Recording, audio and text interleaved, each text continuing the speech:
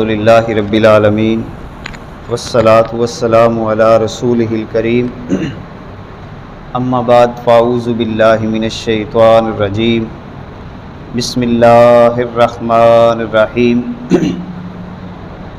قال اللہ تعالی فی کلامہ المجید وقاتلوہم حتی لا تکون فتنہ ویکون الدین للہ صدق اللہ العظیم وبلغنا رسولہ النبی الکریم الرؤوف الرحیم ان اللہ وملائکتہ یصلون علی النبی یا ایہا الذین آمنوا صلوا علیہ وسلموا تسلیما اللہم صلی علی سیدنا وحبیبنا محمد وبارک وسلم وصلی علیہ الصلاۃ والسلام علیک یا رسول اللہ الصلاۃ والسلام علیک یا حبیب اللہ وعلی آلک واصحابک یا رحمۃ للعالمین۔ عزیزان محترم، اللہ رب العزت کی توفیق سے حضور سید عالم نور مجسم شفیع دو عالم آپ کی خصوصی توجہات اور عنایات کے طفیل اللہ رب العزت نے ہم سب کو زندگی میں ایک بار پھر جمعہ کا مبارک دن نصیب کیا۔ دعا ہے کہ اللہ تعالی ہم سب کی حاضری کو اپنی بارگاہ میں شرف قبولیت عطا فرمائے۔ اللہ رب العزت ہم سب کو ایمان کی سلامتی، ایمان کی غیرت اور ایمان کی قوت کے ساتھ اپنی زندگی کے لمحات کو بسر کرنے کی سعادت عطا فرمائے۔ آج کی ہماری گفتگو آقا دو عالم صلی اللہ علیہ وبارک وسلم کی عطا کردہ تعلیمات کی روشنی میں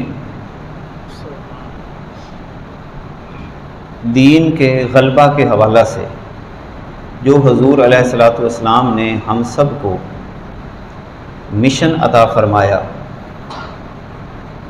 اس مشن کی تکمیل، تعمیر، خود اور آنے والی نسلوں کو کس انداز میں تیار کرنا ہے، اور بالخصوص حالات حاضرہ میں جہاں غزہ کی پٹی کی صورتحال ہمارے سامنے ہے، پورا ملت کفر مسلمانوں کو مٹانے کے لیے اپنی تمام تر قوتیں استعمال کر رہا ہے۔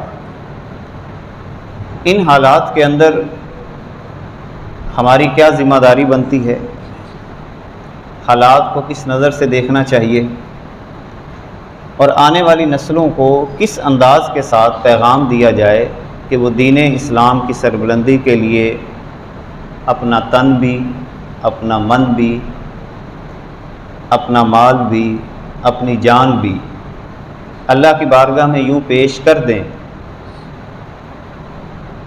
کہ ہر وقت یہ کیفیت رہے کہ اے اللہ میری جان بھی لے لے، میرا مال بھی لے لے،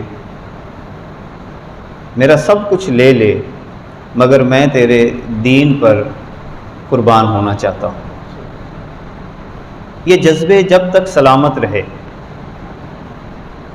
امت نے ترقی کی، امت آگے بڑھی، اور جب سے یہ جذبے ختم ہوئے پستی اور زوال ہمارا مقدر بنے۔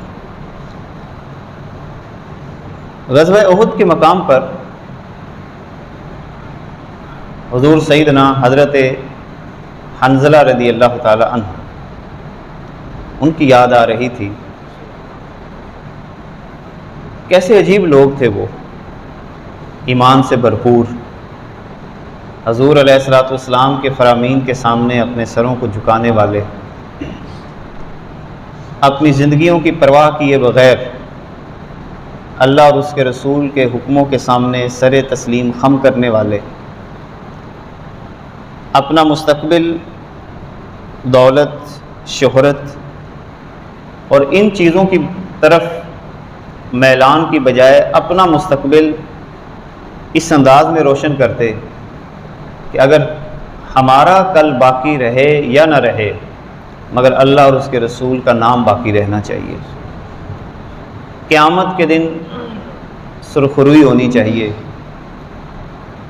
حضرت حنظلہ رضی اللہ تعالیٰ عنہ کا یہ جذبہ، یہ کیفیت ایک عجیب مہمیز لگاتی ہے انسان کو۔ شادی کی پہلی رات ہے، ابھی میاں اور بیوی آپس میں اکٹھے ہیں، مدینہ منورہ کی گلی سے آواز آ جاتی ہے کہ اللہ کا نبی تمہیں جہاد کے لیے بلا رہا ہے۔ ایک عام آواز لگ رہی ہے، اور یہ بات ذہن میں رہے کہ جب اللہ اور اس کا رسول بلاتا ہے، انسان سجدے کی حالت میں بھی پڑا ہو وہ نماز چھوڑ کر بارگاہ مصطفیٰ میں جائے گا۔ آواز لگی، حضرت حنظلہ رضی اللہ تعالی عنہ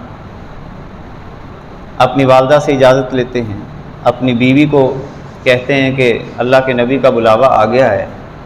میں جذبے کی بات کر رہا ہوں، وہ کتنی عظیم عورت ہوگی۔ عورت کے خواب ہوتے ہیں، مستقبل کے بارے میں سوچتی ہے، اپنے شوہر کے مر جانے کے خوف سے اس کی حفاظت بھی کرتی ہے، کسی مصیبت کی طرف نہیں جانے دیتی، مگر اس عظیم عورت نے اپنے شوہر کو ایک جملہ کہا کہ اگر اللہ کا نبی تمہیں بلا رہا ہے اور جہاد کے لیے بلا رہا ہے تو پھر میں بھی تمہیں ایک نصیحت کرتی ہوں، گھر واپس ایسے نہ لوٹ کے آ جانا، شہادت کا تمغہ لے کر آنا۔ اب یہ جذبے، یہ کیفیات، ایسی خواتین، ایسی مائیں، ایسے شوہر مر گئے ہیں۔ حب دنیا نے ہمیں تباہ کر دیا، موت سے گھبراہٹ کا شکار ہو گئے۔ حب دنیا نے انسانی ذہن کو پست کر دیا۔ اب ایک ہی مقصد، بس دولت اکٹھی کی جائے، پیسہ اکٹھا کیا جائے، شہرت بنائی جائے، اور اسی کے گرد اپنی پوری زندگی داؤ پہ لگا دیتے ہیں۔ اور وہ بھی کتنا حسین منظر تھا حضرت حنظلہ رضی اللہ تعالی عنہ کا کہ میدان احد میں جب شہادت کا تمغہ لے لیا، اللہ تعالیٰ نے شہادت بھی عطا فرما دی۔ کائنات کے آقا صلی اللہ علیہ وبارک وسلم میدان احد میں صحابہ کرام کو حکم فرما رہے ہیں کہ میتوں کو تلاش کیا جائے، جو شہید ہیں ان کو تلاش کیا جائے۔ تلاش کیا جا رہا ہے، حضرت حنظلہ رضی اللہ تعالی عنہ کی میت نہیں مل رہی۔ عرض کی حضور باقی سب میتیں مل گئی ہیں، حنظلہ نہیں مل رہے۔ کائنات کے آقا مسکرائے اور فرمایا پریشان نہ ہونا، انہیں فرشتے اٹھا کے لے کے گئے۔ چونکہ پہلی رات تھی، غسل نہیں کیا تھا، ایسے ہی جہاد میں آ گئے تھے، شہادت کا تمغہ لے لیا، فرشتے انہیں آسمانوں پہ اٹھا کے لے گئے ہیں اور غسل دے رہے ہیں۔ تھوڑی دیر کے بعد ان کی میت واپس آ جائے گی۔ اسی لیے حضرت حنظلہ رضی اللہ تعالی عنہ کو غسیل الملائکہ کہا جاتا ہے۔ کسی کو دوست غسل دیتا ہے، کسی کو والد غسل دیتا ہے، کسی کو بھائی غسل دیتا ہے، مگر یہ وہ واحد صحابی ہیں جن کو غسل بھی آسمان سے فرشتوں نے وہاں پر اپنی بارگاہ میں لے کے وہاں پر دیا تھا۔ اب حالات حاضرہ میں امت کا درد جب تک ہماری طبیعتوں میں پیدا نہیں ہوگا، ہم کسی کھاتے کے نہیں۔ یقین جانیں جن حالات سے اس وقت امت گزر رہی ہے، اللہ رب العزت قرآن مقدس کے اندر مختلف باتیں ارشاد فرماتا ہے۔ ایک بات اللہ تعالیٰ قرآن مقدس میں فرماتا ہے وَقَاتِلُوهُمْ حَتَّى لَا تَكُونَ فِتْنَةٌ، ان مشرکین سے، کافروں سے، اور جو بھی اس کائنات کے اندر ظلم و ستم کرتے ہیں، کمزوروں پہ ظلم کرتے ہیں، عورتوں پہ ظلم کرتے ہیں، لوگوں کا خون چوستے ہیں، اللہ رب العزت قرآن مقدس میں فرماتا ہے کہ ان سے ہمیشہ لڑائی کرتے رہو، ان کے خلاف مزاحمت بنتے رہو، حتیٰ لا تکون فتنہ، یہاں تک کہ یہ فتنہ ہی ختم ہو جائے، وَيَكُونَ الدِّينُ لِلَّهِ، اور اس کائنات کے اندر پورا کا پورا نظام جب تک اللہ کا نہیں ہو جاتا، تمہارے فرائض میں شامل ہے کہ تم اس باطل نظام کے خلاف کسی بھی انداز کے ساتھ مزاحمت کار بنتے رہو۔ یہی وجہ ہے مختلف ہمارے فقہاء ائمہ اربعہ، امام اعظم ابو حنیفہ رحمۃ اللہ تعالی علیہ، امام شافعی، امام مالک، امام احمد بن حنبل، ان چاروں ائمہ نے ان حالات کے تناظر میں کہ جب مسلمان پسپائی کا شکار ہو رہے ہوں اور ان پہ ظلم کیا جا رہا ہو، تو ابن عابدین شامی رحمۃ اللہ تعالی علیہ آپ لکھتے ہیں کہ جب کوئی دشمن کسی بھی اسلامی سرحد پر حملہ آور ہو جائے تو پہلی بات تو یہ ہے کہ وہاں پر بسنے والوں پر جہاد فرض عین ہو جاتا ہے۔ جو لوگ وہاں پہ بس رہے ہیں سب سے پہلے ان پہ جہاد فرض عین ہو جاتا ہے۔ پھر اس کے بعد فرماتے ہیں کہ پھر اگر حالات قابو میں نہیں آ رہے تو ان کے قرب و جوار میں بسنے والوں پر جہاد فرض ہو جاتا ہے، اور پھر اسی طرح اگر ضرورت پڑ جاتی ہے جو اور پیچھے بیٹھے ہیں پھر ان پہ جہاد فرض ہو جاتا ہے، یہاں تک کہ آپ آخری بات یہ لکھتے ہیں کہ حسب ضرورت یہ معاملہ بڑھتے بڑھتے اتنا چلا جاتا ہے کہ مشرق اور مغرب میں بسنے والے ہر مسلمان پر جہاد جو ہے یہ فرض عین ہو جاتا ہے۔ اب اس حوالے سے ذرا غور تو کیجئے، غزہ کی پٹی جس مقام پہ قائم ہے، ایک طرف مصر،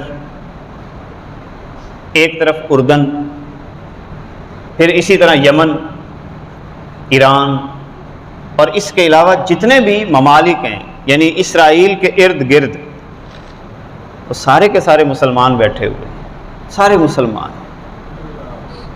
یعنی کوئی ایک ملک بھی اسرائیل کے علاوہ درمیان میں غیر مسلم ملک نہیں۔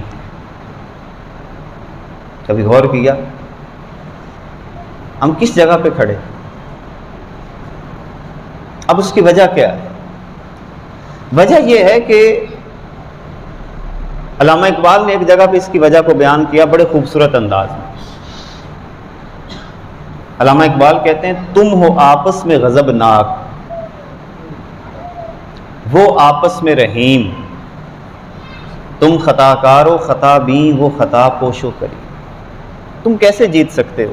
تمہارے تو اپنے مسائل ہی نہیں ختم ہوتے، آپس میں غضب ناک ہو، آپس کی لڑائیوں میں مصروف ہو، تمہیں تو فرصت ہی نہیں ہے کہ کسی مظلوم کے بارے میں سوچا جائے، تمہیں تو فرصت ہی نہیں ہے اس بات سے کہ وہاں پر عدل و انصاف کے بول بالا کے لیے کوئی قدم بڑھایا جائے، تمہیں تو فرصت ہی نہیں ہے، تم تو مگن ہو اس بات کے اندر کہ دولت کو کیسے بڑھانا ہے، مگن ہو اس بات کے اندر عدل و انصاف کی دھجیاں کیسے اڑانی ہیں، ایک دوسرے کا گریبان پکڑ رہے ہو،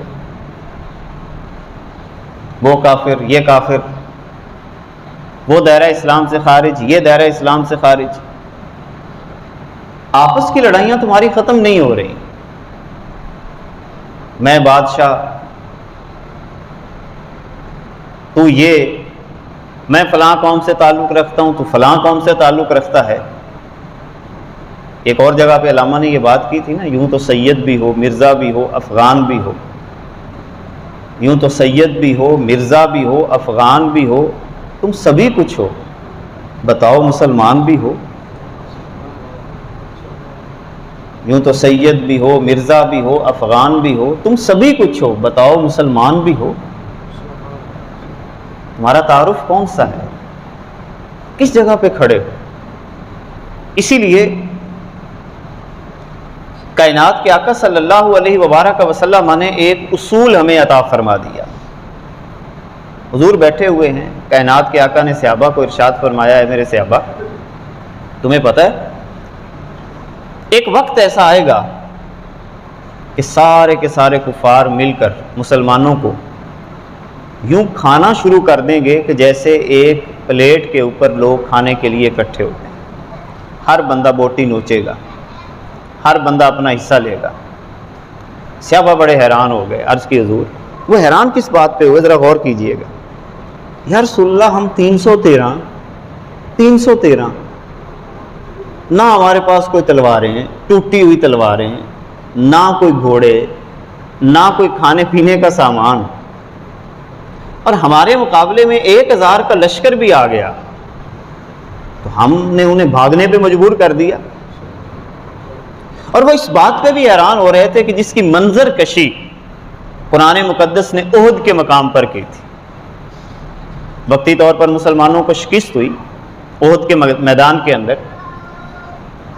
تھکے ہارے پڑے ہیں، بالکل تھکے ہوئے، ہاتھ میں درخت کی ٹہنیاں ہیں، کوئی تلواریں بھی خاص نہیں ہیں، تلواریں بھی ٹوٹ چکی ہیں، اور بالکل تھکے ہوئے اپنی مستی میں پڑے ہیں.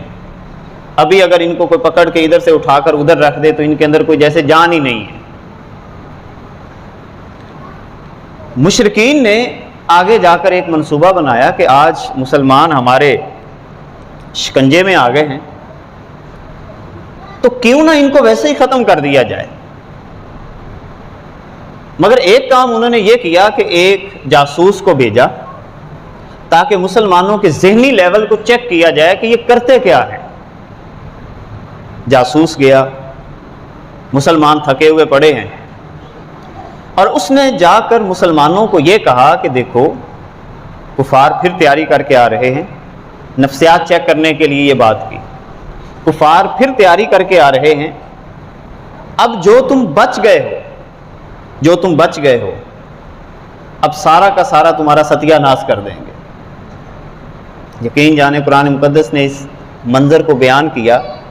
جیسے ہی اس جاسوس نے آ کر یہ بات کی تو وہ صحابہ جو تھکے ہوئے تھے، بے سدھ پڑے ہوئے تھے، وہ خود لکھتا ہے کہ یہاں پر وہ کہتا ہے کہ جو مسلمان بے سدھ پڑے ہوئے تھے اچانک ان میں ایسی بجلی آ گئی کہ جیسے ان سے بڑا کوئی طاقتور ہی نہیں. آنکھوں میں ایسی چمک آ گئی کہ خوف آنے لگا. اور انہی صحابہ نے یہ بات کی کہ جا کر ان کو پیغام دے دے. ٹھیک ہے، پہلے وہ بچ کے چلے گئے ہیں، اب اگر ادھر انہوں نے منہ کیا تو واپس کوئی بھی بچ کر نہیں جائے گا. وہ جاسوس واپس جا کے پیغام دیتا ہے کہ بھئی اب نہ جانا، میں نے ان کی آنکھوں میں ایک چمک دیکھی ہے.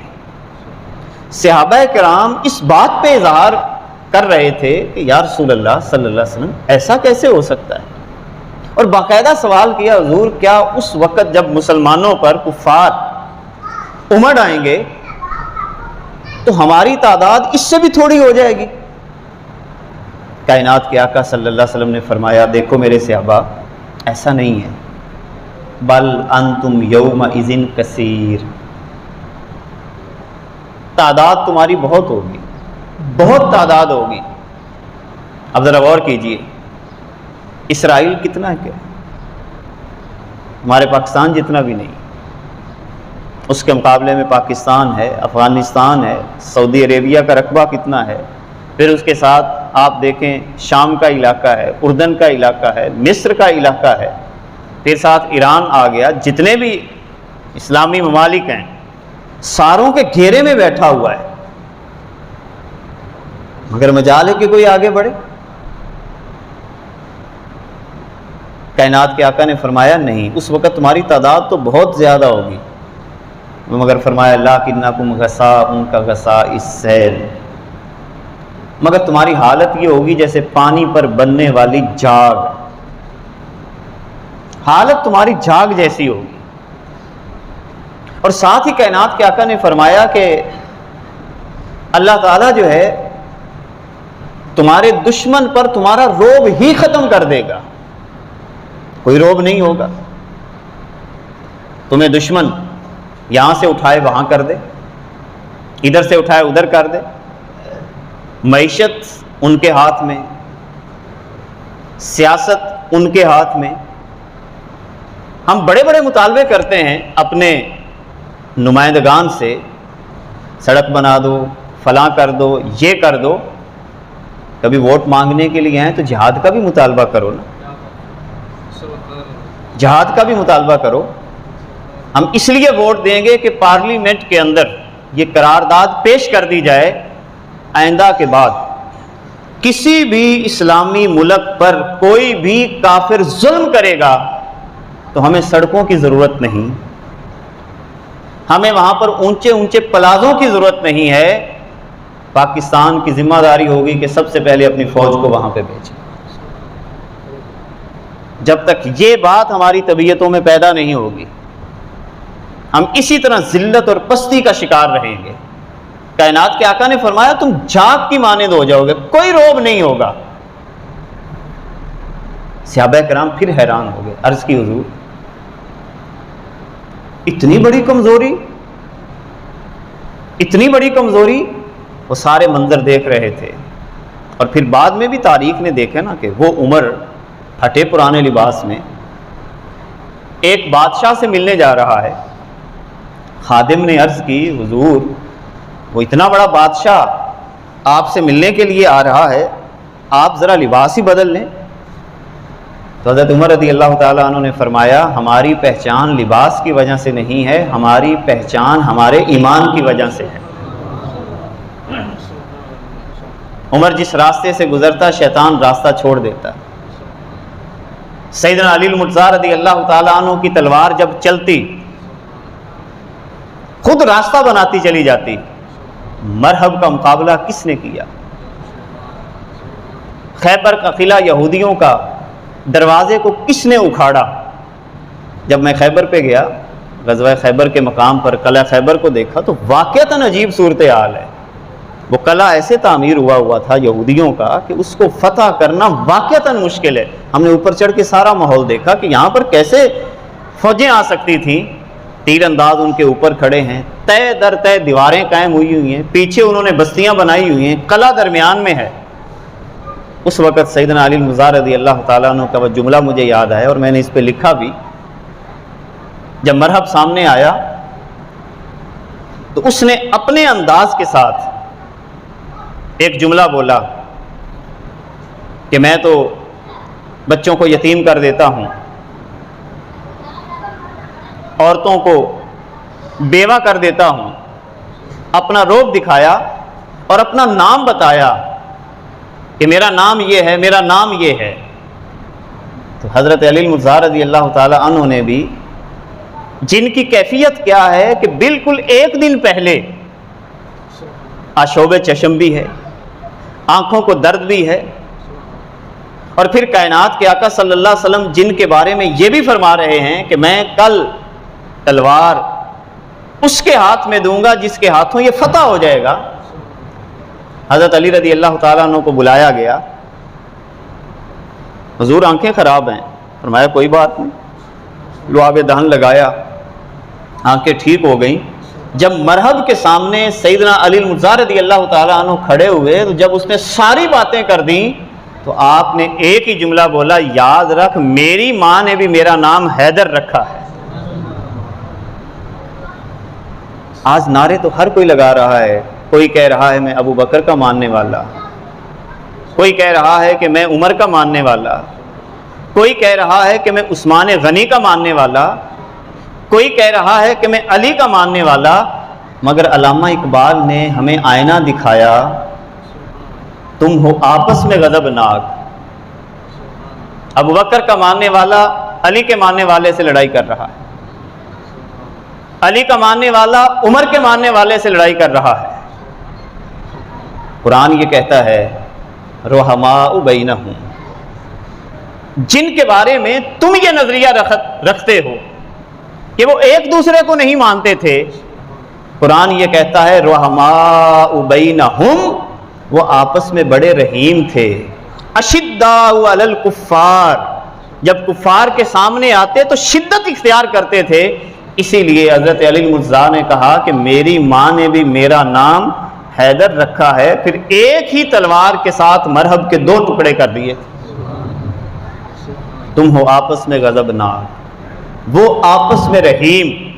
تم خطا کار ہو، خطا بھی کوئی کسی کی غلطیاں تلاش کرنے پہ لگا ہے تو کوئی کسی کی غلطیاں تلاش کرنے پہ لگا ہے۔ میں بڑے پیار سے کہتا ہوں، حضور نے فرمایا، جب صحابہ حیران ہوئے، عرض کی حضور ایسا بھی ممکن ہے؟ فرمایا ہاں، تم وہن کا شکار ہو جاؤ۔ عرض کی حضور یہ وہن کیا ہوتا ہے؟ فرمایا تم دو بیماریوں کا شکار ہو، حب دنیا و کراہیت الموت، حب دنیا و کراہیت الموت، دنیا کی محبت تمہیں تباہ کر دے گی۔ پیسہ پیسہ پیسہ، صرف پیسہ تمہارا دین بن جائے، تم سمجھو گے کہ ہماری بقا پیسے میں ہے، تم سمجھو گے کہ ہمارا وقار پیسے میں ہے، تم سمجھو گے کہ یہاں پر پیسہ ہوگا تو میں آگے بڑھوں گا، مگر قرآن یہ کہتا ہے لا تہنوا ولا تحزنوا وانتم الاعلون، اے میرے بندو حب دنیا سے بچ جاؤ، موت سے نہ گھبراؤ، کچھ چلا جائے تو غم نہ کرو، میں رب ہو کر وعدہ کرتا ہوں کہ پھر تمہیں ترقی سے کوئی نہیں روک سکتا، کوئی ترقی سے نہیں روک سکتا۔ یہ قصے، یہ کہانیاں، یہ جذبے، میں ایک کتاب پڑھ رہا تھا، اس کتاب کے اندر ایک جہاد کے موقع کے اوپر کائنات کے آقا صلی اللہ علیہ وبارک وسلم عمر کے اعتبار سے بچوں کو لیا کرتے تھے، اور اندازہ لگائیں تقریباً 15 سال کا بچہ 15 سال کا بچہ جہاد کے لیے قبول کر لیا جاتا تھا۔ اب ایک موقع ایسا آیا، مجھے غزوہ تو یاد نہیں ہے، ایک موقع ایسا آیا کہ جہاد کے لیے سرکار نے صحابہ کو بلایا، بچے بھی آ گئے، حضور بچوں کو، چھوٹے چھوٹے بچوں کو پیچھے کرتے رہے کہ تم ابھی نہیں، تم ابھی نہیں، تم ابھی نہیں۔ ایک بچہ آیا، عرض کی حضور دیکھیں میں طاقتور ہوں، میں تلوار چلا سکتا ہوں، میں یہ کر سکتا ہوں، اس نے اپنی تعریفیں کی۔ حضور علیہ الصلوۃ والسلام نے اس کا انتخاب کر لیا۔ ایک اور چھوٹا بچہ بیٹھا ہوا تھا، اس سے تھوڑا سا کم عمر کا تھا، عرض کی حضور اگر آپ نے اس کو منتخب کیا ہے مجھے بھی منتخب کریں۔ کائنات کے آقا نے فرمایا تو ابھی چھوٹا ہے، 13 یا 14 سال کی عمر ہے، تو ابھی آگے نہیں جا سکتا۔ اب ذرا اس بچے کا انداز دیکھیں، حضور جس کا انتخاب آپ نے پہلے کیا ہے میری اس کے ساتھ کشتی کروا لیں، میری کشتی کروا لیں، اگر تو میں اس کو پچھاڑ دوں تو میرا حق بھی بنتا ہے۔ تو باقاعدہ حضور نے کشتی کروائی، وہ جیتا، اور حضور علیہ الصلوۃ والسلام نے اس کو بھی جہاد کے لیے منتخب فرما دیا۔ 13 یا 14 سال کا بچہ اتنی سمجھ رکھتا تھا۔ آج ہم بچے کو کیا دے رہے، کیا پڑھا رہے؟ بس پیسہ،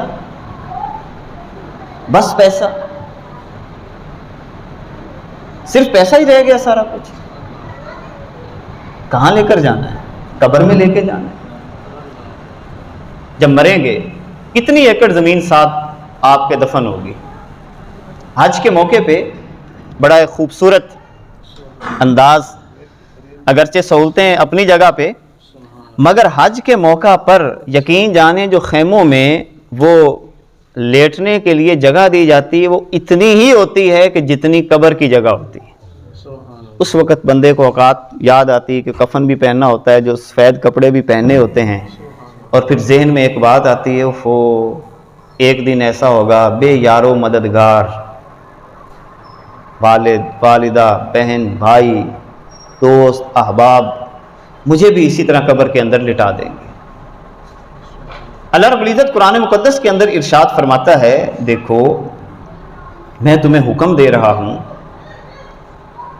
جب تک یہ فتنہ ختم نہیں ہوتا تمہاری ذمہ داری ہے کہ اس کے خلاف آواز کو بلند کرو، تمہاری ذمہ داری ہے کہ اس کے خلاف اپنی نوجوان نسل کو تیار کرو، تمہاری ذمہ داری ہے کہ اس نظام کے خلاف اپنی آواز کو بلند کرو۔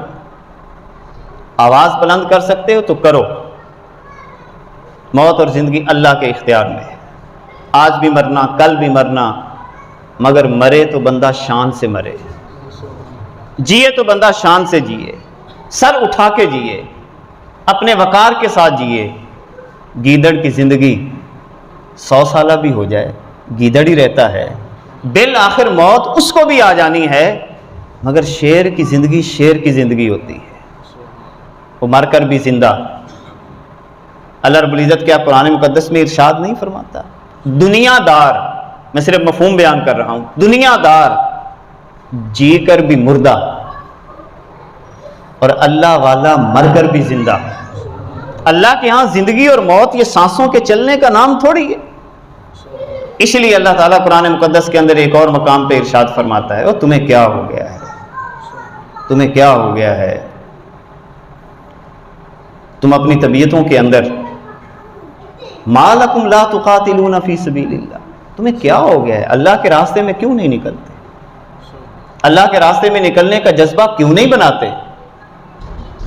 اس بات پہ کیوں نہیں اپنے آپ کو آگے لے کے آتے؟ والمستضعفین من الرجال والنساء والولدان الذین یقولون ربنا اخرجنا من هذه القرية الظالم اهلها واجعلنا من لدنك ولیا واجعل لنا من لدنك نصیرا۔ اللہ فرماتا ہے تمہیں کیا ہو گیا ہے، حالت یہ ہے، والمستضعفین من الرجال، میں یہاں پر حالات حاضرہ کے تناظر میں اس کا ترجمہ کروں گا۔ غزہ کے مظلوم نوجوان آوازیں دے رہے ہیں، والنساء، خواتین آہو بکا کر رہی ہیں، والولدان، اور چھوٹے چھوٹے بچے، چھوٹے چھوٹے بچے جن کی عیدیں کیسی گزری،